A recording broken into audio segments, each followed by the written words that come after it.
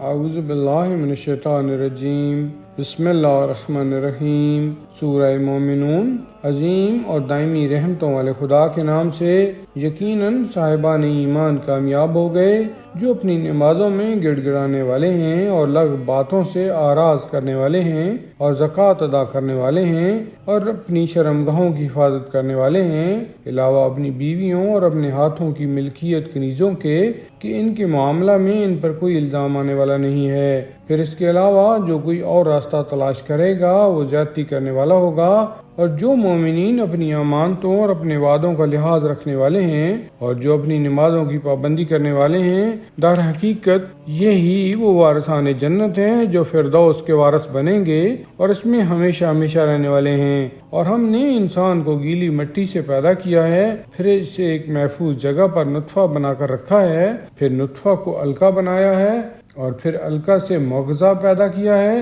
اور پھر مغزہ سے ہڈیاں پیدا کی ہیں اور پھر ہڈیوں پر گوشت چڑھایا ہے، پھر ہم نے اسے ایک دوسری مخلوق بنا دیا ہے۔ تو کس قدر بابرکت ہے وہ خدا جو سب سے بہتر خلق کرنے والا ہے۔ پھر اس کے بعد تم سب مر جانے والے ہو، پھر اس کے بعد تم روز قیامت دوبارہ اٹھائے جاؤ گے، اور ہم نے تمہارے اوپر تہ بہ تہ 7 آسمان بنائے ہیں اور ہم اپنی مخلوقات سے غافل نہیں ہیں، اور ہم نے آسمان سے ایک مخصوص مقدار میں پانی نازل کیا ہے اور پھر اسے زمین میں ٹھہرا دیا ہے، جبکہ ہم اس کے واپس لے جانے پر بھی قادر تھے۔ پھر ہم نے اس پانی سے تمہارے لیے خرمے اور انگور کے باغات پیدا کیے ہیں جن میں بہت زیادہ میوے پائے جاتے ہیں، اور تم انہی میں سے کچھ کھا بھی لیتے ہو۔ اور وہ درخت پیدا کیا ہے جو طور سینہ میں پیدا ہوتا ہے، اس سے تیل بھی نکلتا ہے اور وہ کھانے والوں کے لیے سالن بھی ہے۔ اور بے شک تمہارے لیے ان جانوروں میں بھی عبرت کا سامان ہے کہ ہم ان کے شکم میں سے تمہارے سیراب کرنے کا انتظام کرتے ہیں، اور تمہارے لیے ان میں بہت سے فوائد ہیں اور ان میں سے بھی تم کھاتے ہو، اور تمہیں ان جانوروں پر اور کشتیوں پر سوار کیا جاتا ہے۔ اور ہم نے نوح کو ان کی قوم کی طرف بھیجا تو انہوں نے کہا کہ قوم والو، خدا کی عبادت کرو کہ تمہارے لیے اس کے علاوہ کوئی خدا نہیں ہے، تو تم اس سے کیوں نہیں ڈرتے ہو؟ ان کی قوم کے کافر اوصا نے کہا کہ یہ نوح تمہارے ہی جیسے انسان ہیں جو تم پر برتری حاصل کرنا چاہتے ہیں، حالانکہ خدا چاہتا تو ملائکہ کو بھی نازل کر سکتا تھا، یہ تو ہم نے اپنے باپ دادا سے کبھی نہیں سنا ہے۔ در حقیقت یہ ایک ایسے انسان ہیں جنہیں جنون ہو گیا ہے، لہٰذا چند دن ان کے حالات کا انتظار کرو۔ تو نوح نے دعا کی کہ پروردگار، ان کی تکذیب کے مقابلوں میں میری مدد فرما۔ تو ہم نے ان کی طرف وحی کی کہ ہماری نگاہ کے سامنے اور ہمارے اشارہ کے مطابق کشتی بناؤ، اور پھر جب ہمارا حکم آ جائے اور تنور ابلنے لگے تو اسی کشتی میں ہر جوڑے میں سے 2 کو لے لینا اور اپنے اہل کو لے کر روانہ ہو جانا، علاوہ ان افراد کے جن کے بارے میں پہلے ہی ہمارا فیصلہ ہو چکا ہے، اور مجھ سے ظلم کرنے والوں کے بارے میں گفتگو نہ کرنا، یہ سب غرق کر دیے جانے والے ہیں۔ اس کے بعد جب تم اپنے ساتھیوں سمیت کشتی پر اطمینان سے بیٹھ جانا تو کہنا کہ شکر ہے اس پروردگار کا جس نے ہم کو ظالم قوم سے نجات دلا دی ہے، اور یہ کہنا کہ پروردگار ہم کو بابرکت منزل پر اتارنا کہ تو بہترین اتارنے والا ہے۔ اس امر میں ہماری بہت سی نشانیاں ہیں اور ہم تو بس امتحان لینے والے ہیں۔ اس کے بعد پھر ہم نے دوسری قوموں کو پیدا کیا اور ان میں بھی اپنے رسول کو بھیجا کہ تم سب اللہ کی عبادت کرو کہ اس کے علاوہ تمہارا کوئی خدا نہیں ہے، تو کیا تم پرہیزگار نہ بنو گے؟ تو ان کی قوم کے ان رؤسا نے جنہوں نے کفر اختیار کیا تھا اور آخرت کی ملاقات کا انکار کر دیا تھا، اور ہم نے انہیں زندگانی دنیا میں عیش و عشرت کا سامان دے دیا تھا، وہ کہنے لگے کہ یہ تو تمہارا ہی جیسا ایک بشر ہے، جو تم کھاتے ہو وہی کھاتا ہے اور جو تم پیتے ہو وہی پیتا بھی ہے، اور اگر تم نے اپنے ہی جیسے بشر کی اطاعت کر لی تو یقیناً خسارہ اٹھانے والے ہو جاؤ گے۔ کیا یہ تم سے اس بات کا وعدہ کرتا ہے کہ جب تم مر جاؤ گے اور خاک اور ہڈی ہو جاؤ گے تو پھر دوبارہ نکالے جاؤ گے؟ حیف، صد حیف، تم سے کس بات کا وعدہ کیا جا رہا ہے؟ یہ تو صرف ایک زندگانی دنیا ہے جہاں ہم مریں گے اور جئیں گے اور دوبارہ زندہ ہونے والے نہیں ہیں۔ یہ ایک ایسا آدمی ہے جو خدا پر بہتان باندھتا ہے اور ہم اس پر ایمان لانے والے نہیں ہیں۔ اس رسول نے کہا کہ پروردگار تو ہماری مدد فرما کہ یہ سب ہماری تکذیب کر رہے ہیں۔ ارشاد ہوا کہ عنقریب یہ لوگ پشیمان ہو جائیں گے۔ نتیجہ یہ ہوا کہ انہیں ایک برحق چنگھاڑ نے اپنی گرفت میں لے لیا اور ہم نے انہیں کوڑا کرکٹ بنا دیا کہ ظالم قوم کے لیے ہلاکت اور بربادی ہی ہے۔ پھر اس کے بعد ہم نے دوسری قوموں کو ایجاد کیا۔ کوئی امت نہ اپنے مقررہ وقت سے آگے بڑھ سکتی ہے اور نہ پیچھے ہٹ سکتی ہے۔ اس کے بعد ہم نے مسلسل رسول بھیجے، اور جب کسی امت کے پاس کوئی رسول آیا تو اس نے رسول کی تکذیب کی، اور ہم نے بھی سب کو عذاب کی منزل میں ایک کے پیچھے ایک لگا دیا اور سب کو ایک افسانہ بنا کر چھوڑ دیا کہ ہلاکت اس قوم کے لیے ہے جو ایمان نہیں لاتی ہے۔ پھر ہم نے موسیٰ اور ان کے بھائی ہارون کو اپنی نشانیوں اور واضح دلیل کے ساتھ بھیجا فرعون اور اس کے زعماء مملکت کی طرف، تو ان لوگوں نے بھی استکبار کیا، اور وہ تو تھے ہی اونچے قسم کے لوگ۔ تو ان لوگوں نے کہہ دیا کہ کیا ہم اپنے ہی جیسے دو آدمیوں پر ایمان لے آئیں جبکہ ان کی قوم خود ہماری پرستش کر رہی ہے؟ یہ کہہ کر دونوں کو جھٹلا دیا اور اس طرح ہلاک ہونے والوں میں شامل ہو گئے۔ اور ہم نے موسیٰ کو کتاب دی کہ شاید اس طرح لوگ ہدایت حاصل کر لیں، اور ہم نے ابن مریم اور ان کی والدہ کو بھی اپنی نشانی قرار دیا، اور انہیں ایک بلندی پر جہاں ٹھہرنے کی جگہ بھی تھی اور چشمہ بھی تھا پناہ دی۔ اے میرے رسولو، تم پاکیزہ غذائیں کھاؤ اور نیک کام کرو، میں تمہارے اعمال سے خوب باخبر ہوں، اور تمہارا سب کا دین ایک دین ہے، اور میں ہی سب کا پروردگار ہوں، لہذا بس مجھ سے ڈرو۔ پھر یہ لوگ آپس میں ٹکڑے ٹکڑے ہو گئے، اور ہر گروہ جو کچھ بھی اس کے پاس ہے اسی پر خوش اور مگن ہے۔ اب آپ انہیں ایک مدت کے لیے اسی گمراہی میں چھوڑ دیں۔ کیا ان کا خیال یہ ہے کہ ہم جو کچھ مال اور اولاد دے رہے ہیں یہ ان کی نیکیوں میں اجلت کی جا رہی ہے؟ نہیں، ہرگز نہیں، انہیں تو حقیقت کا شعور بھی نہیں ہے۔ بے شک جو لوگ خوف پروردگار سے لرزاں رہتے ہیں اور جو اپنے پروردگار کی نشانیوں پر ایمان رکھتے ہیں اور جو کسی کو بھی اپنے رب کا شریک نہیں بناتے ہیں، اور وہ لوگ جو بقدر امکان رائے خدا میں دیتے رہتے ہیں اور انہیں یہ خوف لگا رہتا ہے کہ پلٹ کر اسی کی بارگاہ میں جانے والے ہیں، یہی وہ لوگ ہیں جو نیکیوں میں سبقت کرنے والے ہیں اور سب کے آگے نکل جانے والے ہیں۔ اور ہم کسی نفس کو اس کی وسعت سے زیادہ تکلیف نہیں دیتے ہیں، اور ہمارے پاس وہ کتاب ہے جو حق کے ساتھ بولتی ہے، اور ان پر کوئی ظلم نہیں کیا جاتا ہے، بلکہ ان کے قلوب اس کی طرف سے بالکل جہالت میں ڈوبے ہوئے ہیں، اور ان کے پاس دوسرے قسم کے اعمال ہیں جنہیں وہ انجام دے رہے ہیں۔ یہاں تک کہ جب ہم ان کے مالداروں کو عذاب کی گرفت میں لے لیا تو اب سب فریاد کر رہے ہیں، اب آج واویلا نہ کرو، آج ہماری طرف سے کوئی مدد نہیں کی جائے گی۔ جب ہماری آیتیں تمہارے سامنے پڑھی جاتی تھیں تو تم الٹے پاؤں واپس چلے جا رہے تھے، اکڑتے ہوئے اور قصہ کہتے اور بکتے ہوئے۔ کیا ان لوگوں نے ہماری باتوں پر غور نہیں کیا، یا ان کے پاس کوئی چیز آ گئی ہے جو ان کے باپ دادا کے پاس بھی نہیں آئی تھی، یا انہوں نے اپنے رسول کو پہچانا ہی نہیں ہے اور اسی لیے انکار کر رہے ہیں، یا ان کا کہنا یہ ہے کہ رسول میں جنون پایا جاتا ہے جبکہ وہ ان کے پاس حق لے کر آیا ہے، اور ان کی اکثریت حق کو ناپسند کرنے والی ہے، اور اگر حق ان کی خواہشات کا اتباع کر لیتا تو آسمان و زمین اور ان کے مابین جو کچھ بھی ہے سب برباد ہو جاتا، بلکہ ہم نے ان کو انہی کا ذکر عطا کیا ہے اور یہ اپنے ہی ذکر سے آراز کیے ہوئے ہیں۔ تو کیا آپ ان سے اپنا خرچ مانگ رہے ہیں؟ ہرگز نہیں، خدا کا دیا ہوا اخراج آپ کے لیے بہت بہتر ہے اور وہ بہترین رزق دینے والا ہے، اور آپ تو انہیں سیدھے راستہ کی دعوت دینے والے ہیں، اور جو لوگ آخرت پر ایمان نہیں لاتے ہیں وہ سیدھے راستہ سے ہٹے ہوئے ہیں، اور اگر ہم ان پر رحم کریں اور ان تکلیف کو دور بھی کر دیں تو بھی یہ اپنی سرکشی پر اڑے رہیں گے اور گمراہی ہوتے جائیں گے، اور ہم نے انہیں عذاب کے ذریعہ پکڑا بھی مگر یہ نہ اپنے پروردگار کے سامنے جھکے اور نہ ہی گڑ گڑاتے ہیں، یہاں تک کہ ہم نے شدید عذاب کا دروازہ کھول دیا تو اسی میں مایوس ہو کر بیٹھ رہے۔ وہ وہی خدا ہے جس نے تمہارے لیے کان اور آنکھیں اور دل بنائے ہیں،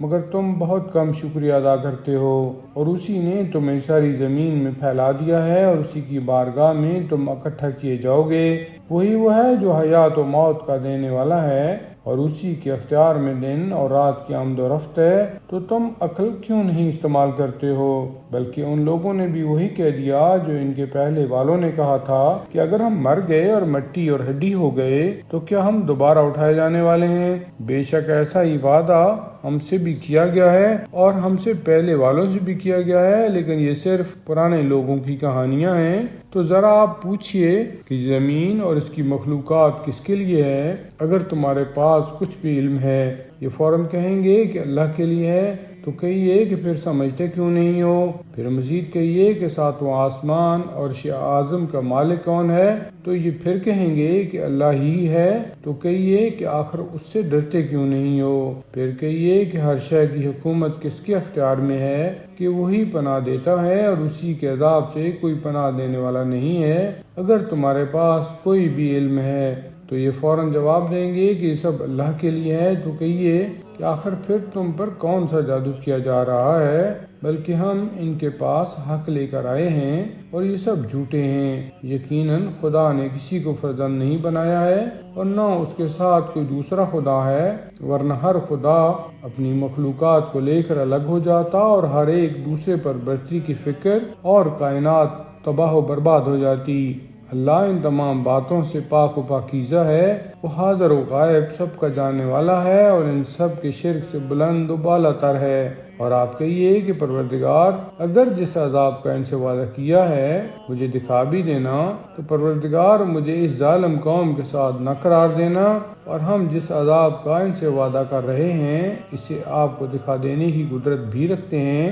اور آپ برائی کو اچھائی کے ذریعہ رفع کیجئے کہ ہم ان کی باتوں کو خوب جانتے ہیں۔ اور کہیے کہ پروردگار میں شیطانوں کے وسوسوں سے تیری پناہ چاہتا ہوں اور اس بات سے پناہ مانگتا ہوں کہ شیاطین میرے پاس آ جائیں، یہاں تک کہ جب ان میں سے کسی کی موت آ گئی تو کہنے لگا کہ پروردگار مجھے پلٹا دے، شاید میں اب کوئی نیک عمل انجام دوں۔ ہرگز نہیں، یہ ایک بات ہے جو یہ کہہ رہا ہے، اور ان کے پیچھے ایک عالم برزخ ہے جو قیامت کے دن تک قائم رہنے والا ہے۔ پھر جب سور پھونکا جائے گا تو نہ رشتہ داریاں ہوں گی اور نہ آپس میں کوئی ایک دوسرے کے حالات پوچھے گا۔ پھر جن کی نیکیوں کا پلہ بھاری ہوگا وہ کامیاب اور نجات پانے والے ہوں گے، اور جن کی نیکیوں کا پلہ ہلکا ہوگا وہ وہی لوگ ہوں گے جنہوں نے اپنے نفس کو خسارہ میں ڈال دیا ہے، اور وہ جہنم میں ہمیشہ ہمیشہ رہنے والے ہیں۔ جہنم کی آگ ان کے چہروں کو جھلس دے گی اور وہ اسی میں منہ بنائے ہوئے ہوں گے۔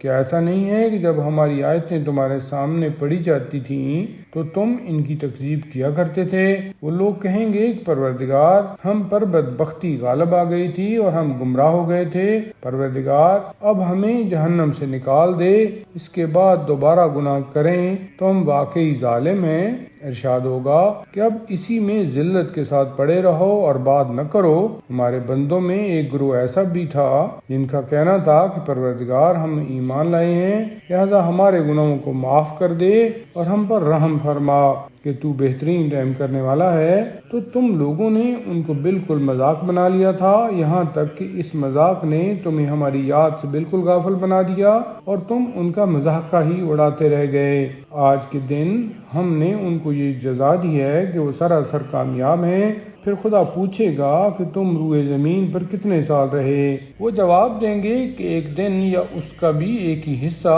اسے تو شمار کرنے والوں سے دریافت کر لے۔ ارشاد ہوگا کہ بے شک تم بہت مختصر رہے ہو اور کاش تمہیں اس کا ادراک ہوتا۔ کیا تمہارا خیال یہ تھا کہ ہم نے تمہیں بیکار پیدا کیا ہے اور تم ہماری طرف پلٹا کر نہیں لائے جاؤ گے؟ بس بلند و بالا ہے وہ خدا جو بادشاہ برحق ہے اور اس کے علاوہ کوئی خدا نہیں ہے، اور وہ عرش کریم کا پروردگار ہے۔ اور جو اللہ کے ساتھ کسی اور خدا کو پکارے گا جس کی کوئی دلیل بھی نہیں ہے تو اس کا حساب پروردگار کے پاس ہے، اور کافروں کے لیے نجات بہرحال نہیں ہے۔ اور پیغمبر آپ کہیے کہ پروردگار میری مغفرت فرما اور مجھ پر رحم کر کہ تو بہترین رحم کرنے والا ہے۔ سورہ نور عظیم اور دائمی رحمتوں والے خدا کے نام سے۔ یہ ایک سورہ ہے جسے ہم نے نازل کیا ہے اور فرض کیا ہے، اور اس میں کھلی ہوئی نشانیاں نازل کی ہیں کہ شاید تم لوگ نصیحت حاصل کر سکو۔ زناکار عورت اور زناکار مرد دونوں کو 100 کوڑے لگاؤ، اور خبردار دین خدا کے معاملہ میں کسی مروت کا شکار نہ ہو جانا اگر تمہارا ایمان اللہ اور روز آخرت پر ہے۔ اور اس سزا کے وقت مومنین کی ایک جماعت کو حاضر رہنا چاہیے۔ زانی مرد زانیہ یا مشرکہ عورت ہی سے نکاح کرے گا، اور زانیہ عورت زانی مرد یا مشرک مرد ہی سے نکاح کرے گی کہ یہ صاحبان ایمان پر حرام ہے۔ اور جو لوگ پاک دامن عورتوں پر زنا کی تہمت لگاتے ہیں اور 4 گواہ فراہم نہیں کرتے ہیں، انہیں 80 کوڑے لگاؤ، اور پھر کبھی ان کی گواہی قبول نہ کرنا کہ یہ لوگ سراسر فاسق ہیں، علاوہ ان افراد کے جو اس کے بعد توبہ کر لیں اور اپنے نفس کی اصلاح کر لیں کہ اللہ بہت زیادہ بخشنے والا اور مہربان ہے۔ اور جو لوگ اپنی بیویوں پر تہمت لگاتے ہیں اور ان کے پاس اپنے علاوہ کوئی گواہ نہیں ہوتا ہے، تو ان کی اپنی گواہی 4 گواہیوں کے برابر ہوگی، اگر وہ 4 مرتبہ قسم کھا کر کہیں کہ وہ سچے ہیں، اور 5ویں مرتبہ یہ کہیں کہ اگر وہ جھوٹے ہیں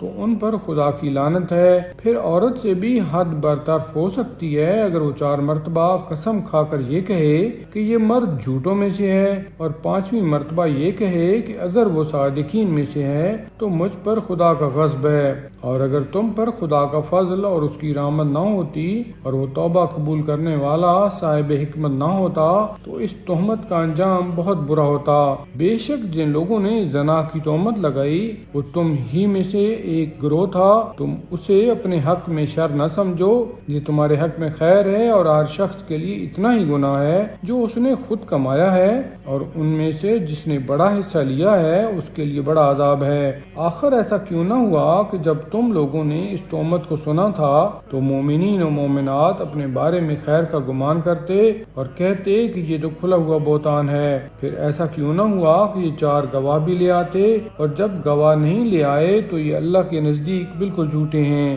اور اگر خدا کا فضل دنیا و آخرت میں اور اس کی رحمت نہ ہوتی تو جو چرچا تم نے کیا تھا اس میں تمہیں بہت بڑا عذاب گرفت میں لے لیتا۔ جب تم اپنی زبان سے چرچا کر رہے تھے اور اپنے منہ سے وہ بات نکال رہے تھے جس کا تمہیں علم بھی نہیں تھا، اور تم اسے بہت معمولی بات سمجھ رہے تھے، حالانکہ اللہ کے نزدیک وہ بہت بڑی بات تھی۔ اور کیوں نہ ایسا ہوا کہ جب تم لوگوں نے اس بات کو سنا تھا تو کہتے کہ ہمیں ایسی بات کہنے کا کوئی حق نہیں ہے، خدایا تو پاک و بے نیاز ہے اور یہ بہت بڑا بہتان ہے۔ اللہ تم کو نصیحت کرتا ہے کہ اگر تم صاحب ایمان ہو تو اب ایسی حرکت دوبارہ ہرگز نہ کرنا، اور اللہ تمہارے لیے اپنی نشانیوں کو واضح کر کے بیان کرتا ہے، اور وہ صاحب علم بھی ہے اور صاحب حکمت بھی ہے۔ جو لوگ یہ چاہتے ہیں کہ صاحبان ایمان میں بدکاری کا چرچا پھیل جائے ان کے لیے بڑا دردناک عذاب ہے، دنیا میں بھی اور آخرت میں بھی، اور اللہ سب کچھ جانتا ہے، صرف تم نہیں جانتے ہو۔ اور اگر اللہ کا فضل اور اس کی رحمت تمہارے شامل حال نہ ہوتی اور وہ شفیق اور مہربان نہ ہوتا،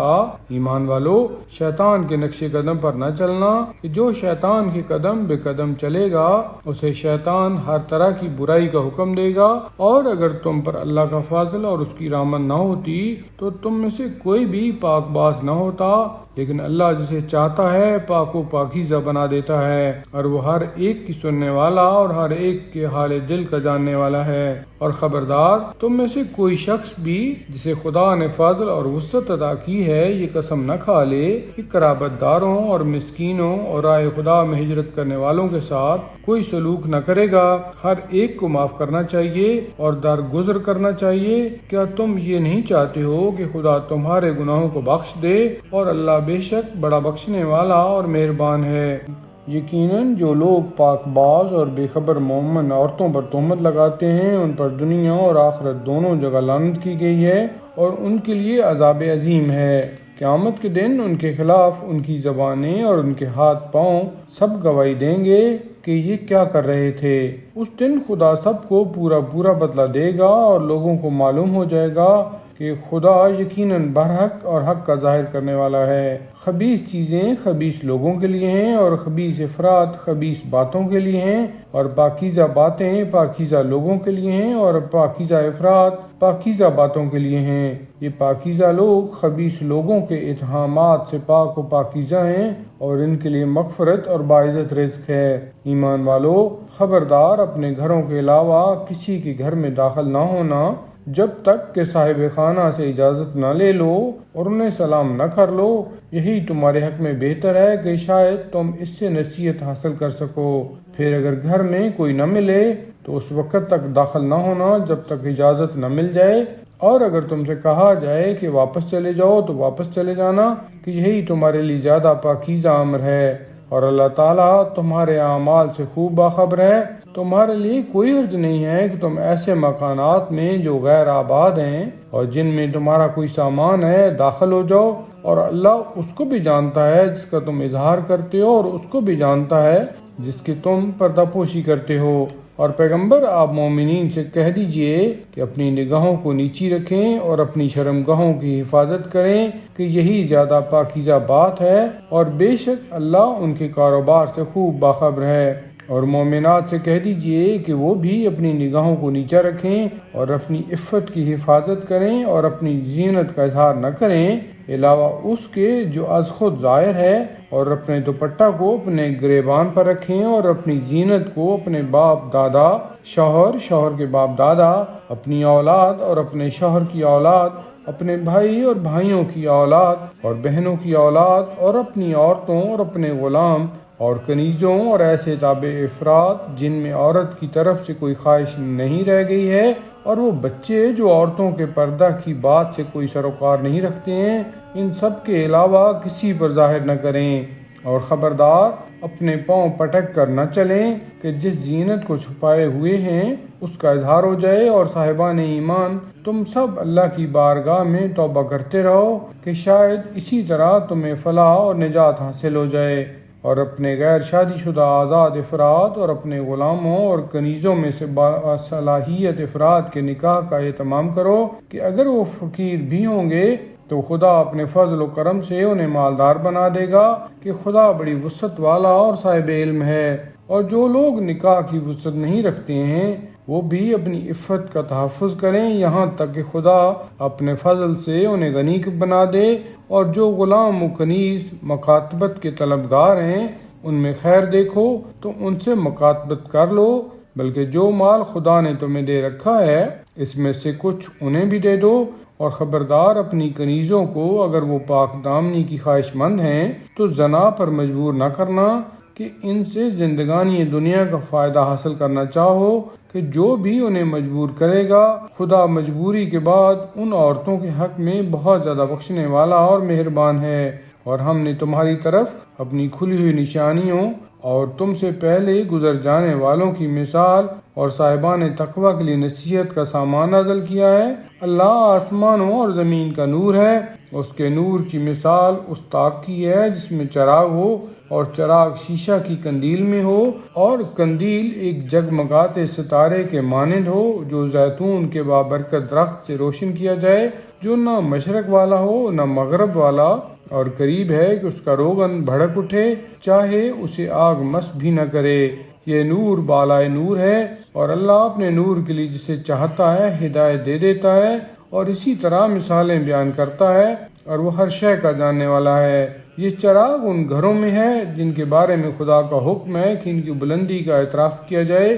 اور ان میں اس کے نام کا ذکر کیا جائے، کہ ان گھروں میں صبح و شام اس کی تسبیح کرنے والے ہیں۔ وہ مرد جنہیں کاروبار یا دیگر خرید و فروخت ذکر خدا، قیام نماز اور ادائے زکوٰۃ سے غافل نہیں کر سکتی، یہ اس دن سے ڈرتے ہیں جس دن کے ہول سے دل اور نگاہیں سب الٹ جائیں گی، تاکہ خدا انہیں ان کے بہترین اعمال کی جزا دے سکے اور اپنے فضل سے مزید اضافہ کر سکے۔ اور خدا جسے چاہتا ہے رزق بے حساب عطا کرتا ہے۔ اور جن لوگوں نے کفر اختیار کر لیا ان کے اعمال اس ریت کے مانند ہیں جو چٹیل میدان میں ہو اور پیاسا اسے دیکھ کر پانی تصور کرے، اور جب اس کے قریب پہنچے تو کچھ نہ پائے بلکہ اس خدا کو پائے جو اس کا پورا حساب کر دے، کہ اللہ بہت جلد حساب کرنے والا ہے۔ یا ان اعمال کی مثال اس گہرے دریا کی تاریکیوں کی ہے جسے ایک کے اوپر ایک لہر ڈھانک لے اور اس کے اوپر تہ بتہ بادل بھی ہوں کہ جب وہ اپنے ہاتھ کو نکالے تو تاریکی کی بنا پر کچھ نظر نہ آئے، اور جس کے لیے خدا نور نہ قرار دے اس کے لیے کوئی نور نہیں ہے۔ کیا تم نے نہیں دیکھا کہ اللہ کے لیے زمین و آسمان کی تمام مخلوقات اور فضا کے صف بستہ طائر سب تسبیح کر رہے ہیں اور سب اپنی اپنی نماز اور تسبیح سے باخبر ہیں، اور اللہ بھی ان کے اعمال سے خوب باخبر ہے، اور اللہ ہی کے لیے زمین و آسمان کی ملکیت ہے اور اسی کی طرف سب کی بازگشت ہے۔ کیا تم نے نہیں دیکھا کہ خدا ہی ابر کو چلاتا ہے اور پھر انہیں آپس میں جوڑ کر تہ بتہ بنا دیتا ہے، پھر تم دیکھو گے کہ اس کے درمیان سے بارش نکل رہی ہے اور وہ اسے آسمان سے برف کے پہاڑوں کے درمیان سے برساتا ہے، پھر جس تک چاہتا ہے پہنچا دیتا ہے اور جس کی طرف سے چاہتا ہے موڑ دیتا ہے۔ اس کی بجلی کی چمک اتنی تیز ہے کہ قریب ہے کہ آنکھوں کی بینائی ختم کر دے۔ اللہ ہی رات اور دن کو الٹ پلٹ کرتا رہتا ہے، اور یقیناً اس میں صاحبان بصارت کے لیے سامان عبرت ہے۔ اور اللہ ہی نے ہر زمین پر چلنے والے کو پانی سے پیدا کیا ہے،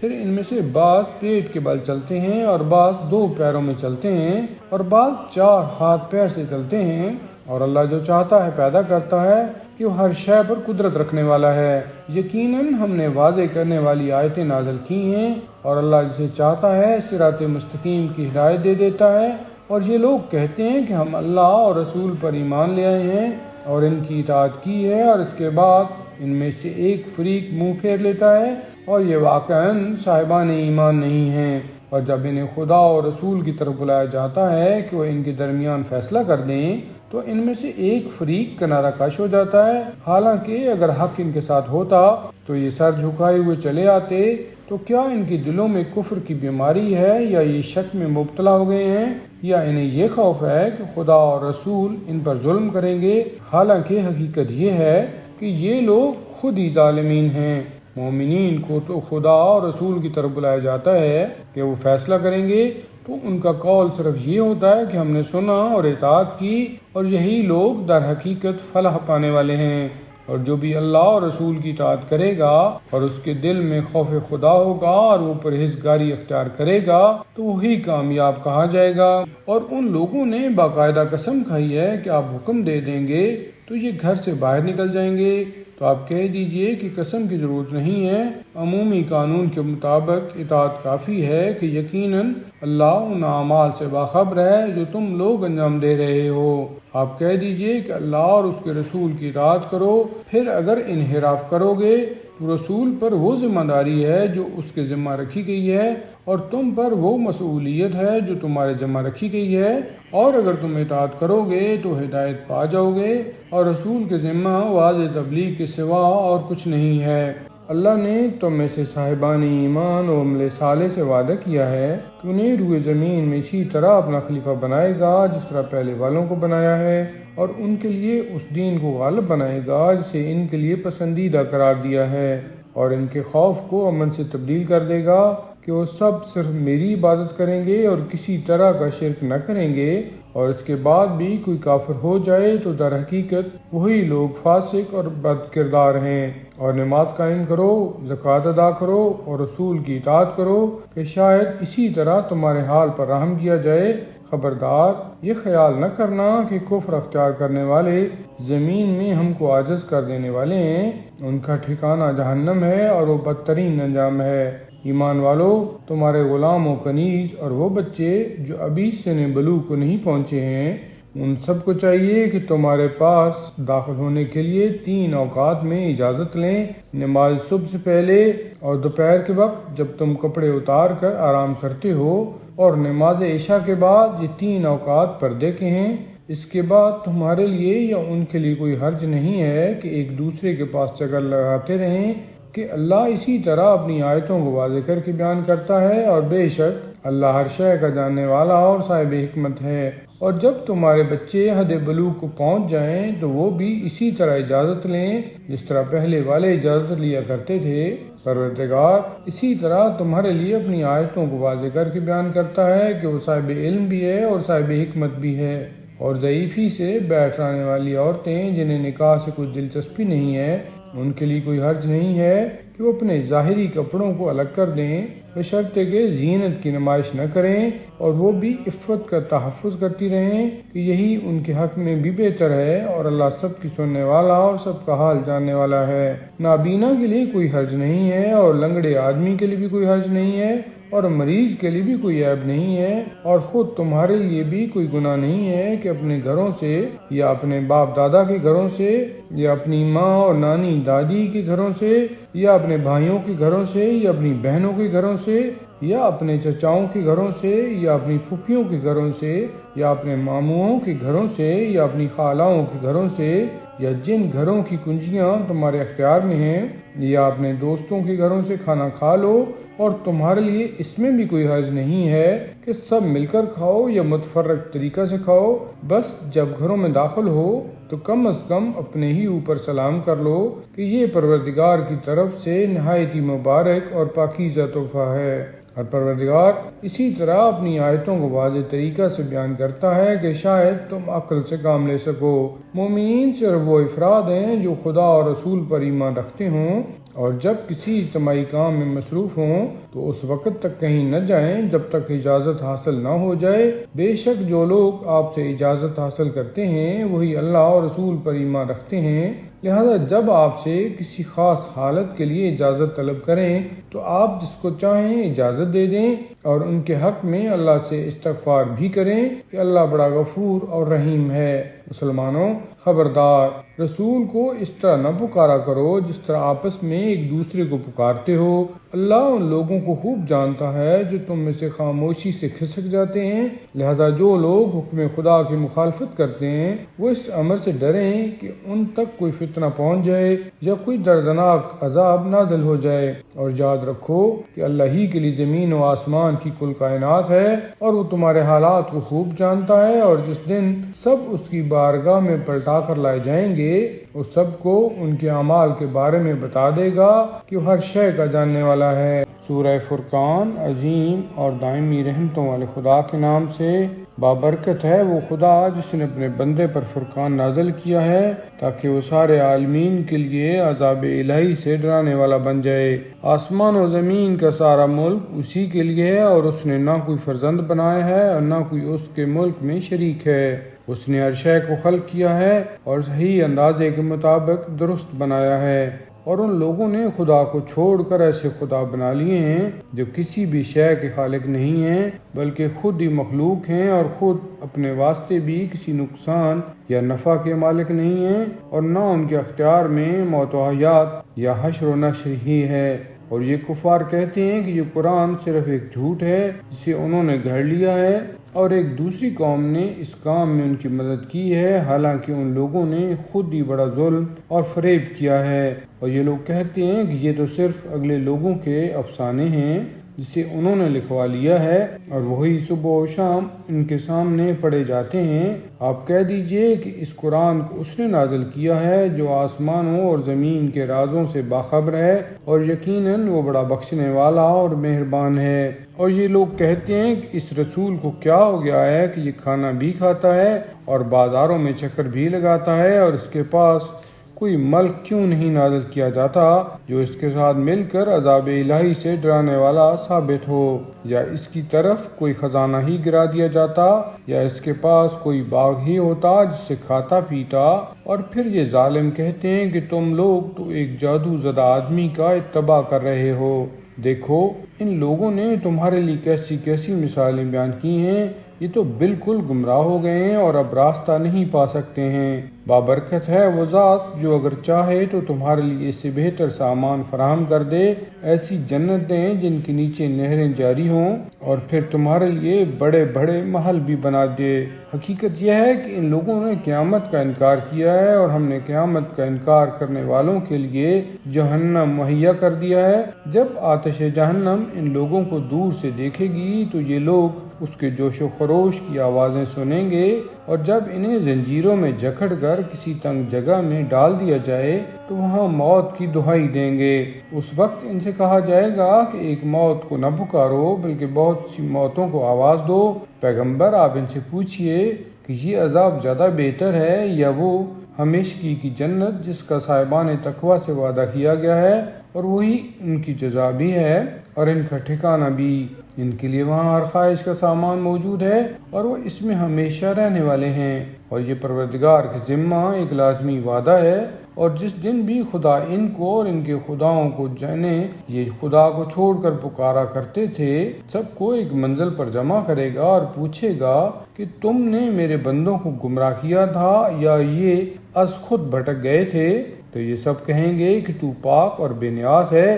اور ہمیں کیا حق ہے کہ تیرے علاوہ کسی اور کو اپنا سرپرست بنائیں۔ اصل بات یہ ہے کہ تو نے انہیں اور ان کے بزرگوں کو عزت دنیا عطا کر دی، تو یہ تیری یاد سے غافل ہو گئے، اس لیے کہ یہ ہلاک ہونے والے لوگ ہی تھے۔ دیکھا تم لوگوں نے کہ تمہیں وہ بھی جھٹلا رہے ہیں جنہیں تم نے خدا بنایا تھا، تو اب نہ تم عذاب کو ٹال سکتے ہو اور نہ اپنی مدد کر سکتے ہو، اور جو بھی تم میں سے ظلم کرے گا اسے ہم بڑے سخت عذاب کا مزہ چکھائیں گے۔ اور ہم نے آپ سے پہلے بھی جن رسولوں کو بھیجا ہے وہ بھی کھانا کھایا کرتے تھے اور بازاروں میں چلتے تھے، اور ہم نے بعض افراد کو بعض کے لیے وجہ آزمائش بنا دیا ہے۔ تو مسلمانوں، کیا تم صبر کر سکو گے جبکہ تمہارا پروردگار بہت بڑی بصیرت رکھنے والا ہے؟